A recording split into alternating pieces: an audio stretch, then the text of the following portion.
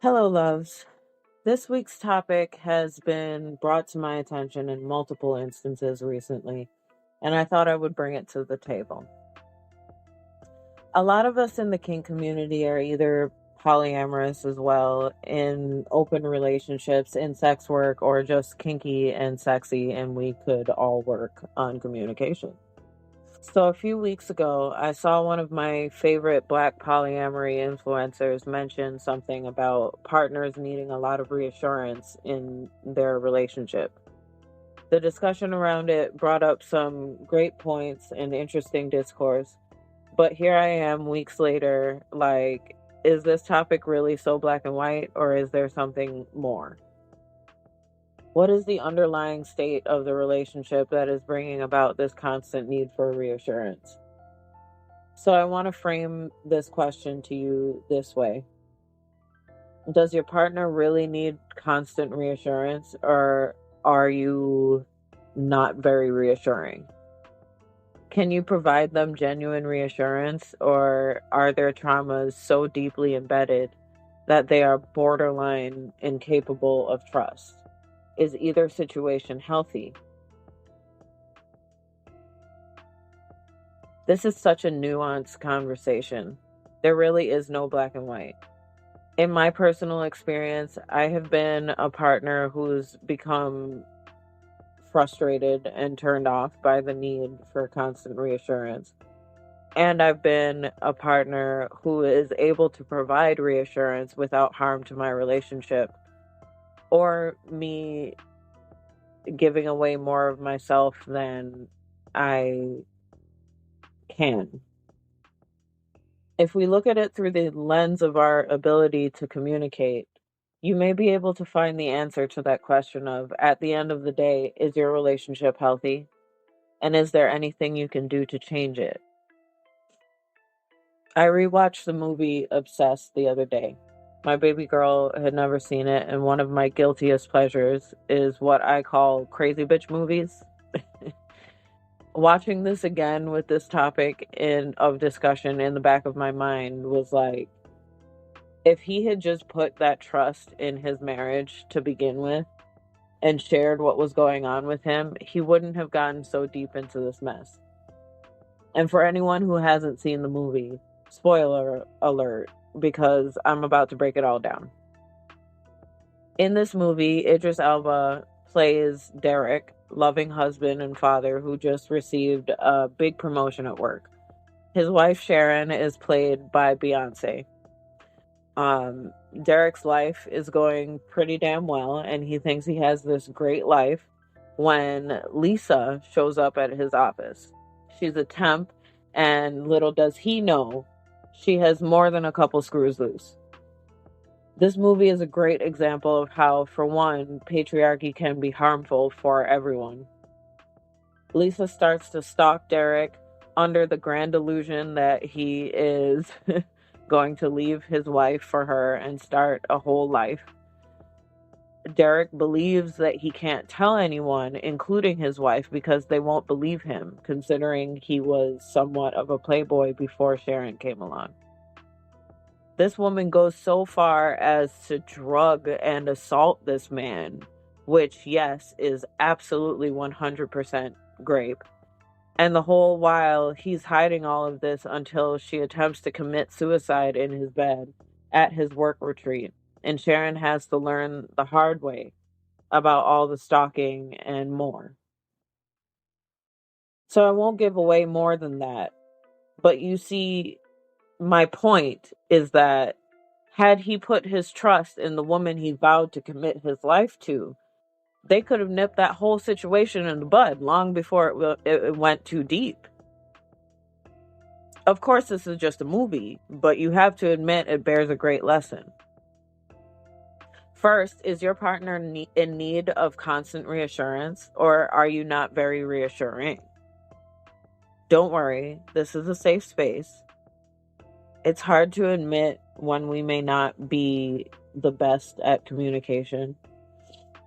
Society teaches us that being straightforward and too truthful is aggressive or rude or ghetto that it's too black or too uncivilized, thuggish, that there is a time and a place, or that you must be a man and take care of your business by yourself. Sometimes it teaches us that worrying about communication is akin to being too soft or too woke or wanting to therapize everything. Think about how many times you may have gone out with your friends and didn't share that you knew someone problematic may be there, for fear that maybe your partner would react in a big way, when being upfront with your partner shows that you want them to be aware, that you believe you can handle the situation without incident, that you care that they may be concerned about a possible interaction, and that you care that their feelings may be hurt due to that same interaction. You allow your partner a chance to work it out with you, or at least prepare them for another discussion rather than an argument later on. You can tell your partner that you're going out and you may have a couple of drinks. Maybe your partner can say, "Okay, would you like me to pick you up later? Do you think you might get carried away with the drinks being with your friends?"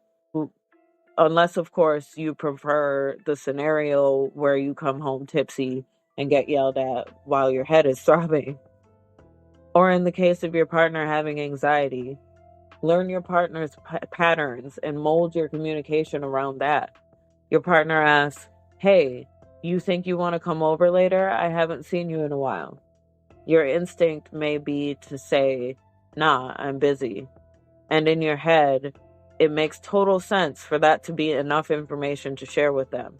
But in their head, they're going, "Did I detect a kind of a rough tone in that response?"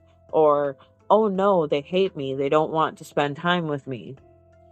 I'm sure sometimes it seems like such a huge burden to have to change the way you communicate in order to quell someone else's anxiety. But I promise you, it's not as much work or as much energetic input as it may initially feel. Instead of saying, "Nah, I'm busy," try, "Babe, I'd love to, but I have a whole list of shit I need to accomplish tonight and I'm feeling really overwhelmed. Maybe another time." It's a little bit longer of a sentence, but it's not that hard. You're not taking on the weight of their traumas in this situation. You're able to provide support while standing fast in your boundaries to keep your energy clear. Now, on the flip side, sometimes you may come across a partner whose journey doesn't quite align with yours at this time, and that's okay. This is the partner that needs constant reassurance because their past traumas and experiences are still being felt, and they may not currently be capable of extending their trust to you. It doesn't make them a bad person at the end of the day, necessarily. But you may have to come to grips with the fact that their journey does not align with yours. And I want to point out the fact that this applies to all of your relationships, just not just romantic partnerships. Let's say you're a sex worker, a cam model, for instance, and they have all kinds of sideways ideas about sex workers, and they may have been cheated on in the past. Or maybe you're just a very attractive person and people often notice you. And again, your partner has been cheated on or abandoned in the past. Although those people, those experiences were not you, they may still play it back in their heads, and now they can't possibly believe that you can be faithful. You may try to appease your partner's need for reassurance for a while, but at the end of the day, you need to ask yourself, are they even capable at this time of releasing those traumas and seeing me, for how far I've come in my healing and growth? Are they able to extend trust to me, even if I am honest until I'm blue in the face? They may not be there ever or yet.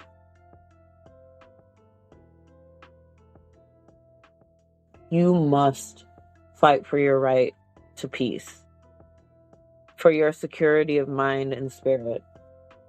and learn how to allow others, especially those you love, to experience their own journey.